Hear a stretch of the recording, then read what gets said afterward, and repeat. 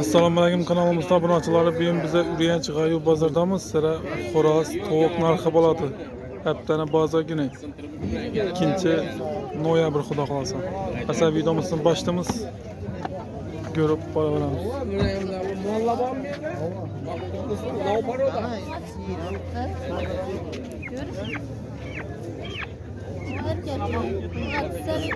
Çözmegen bu? 300. Severasın mı? 300 milyon değil. Karasat erkek yakabıyla. Xo'roz çözmegen. 80. 80. Çözüm bu? 200 'den 200 milyon lira. Xorozlara 270. Bandakiler. 150 140 versen.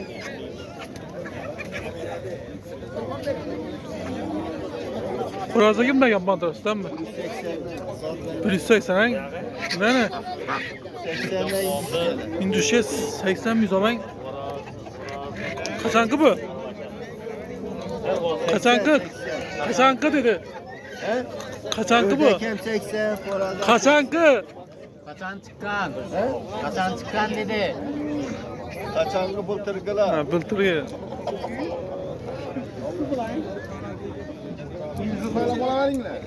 İnduk... Çadam oldu bura? 200'den.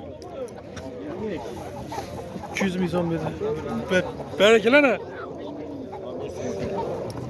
180 milyon mu? 200 milyon dedi o akla.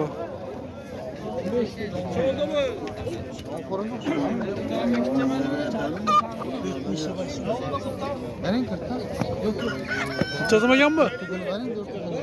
70 milyon. 70 milyon dedi ha.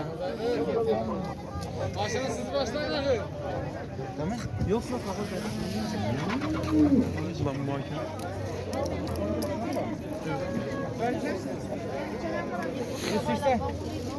Çözüm oldu bu?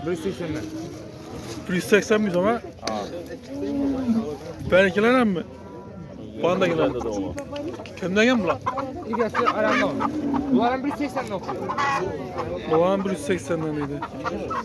Karava 150'de tut. Çözüm oldu bu lan? İstom mu?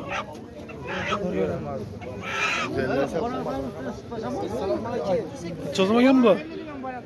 120 milyon. 120. Belki ne? Ha? 150. 150 milyon biri. Xoroz pulu ne? 300. 300 milyon biri xorozda. Bandakilar ne? 120. 120 milyon. 220'sini Çözüm oldu bu. Yardımda yok. 200'den. Bakar götüreceğiz. 200 milyon götür. Bakar götür. Yes, ben biz. Oldu 200 milyon zarar görme. Benim de var gittin abi. 80'lik 90'lık da armağan üstüne ötüremezden. Çözüm oldu tokla. 100 milyon lan. Bağında göğüslerin bayına xuda qalasa. Çadan buldu bu usta. Kanat 30. Belki ne? Boş. 20 değil. 25 hang.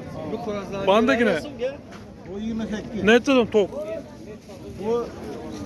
20 değil. 23 bu. Belki mi? 23'tük. Bu ne? 10 ton bak. Şu bakasın. Kaç kan mı? Hava.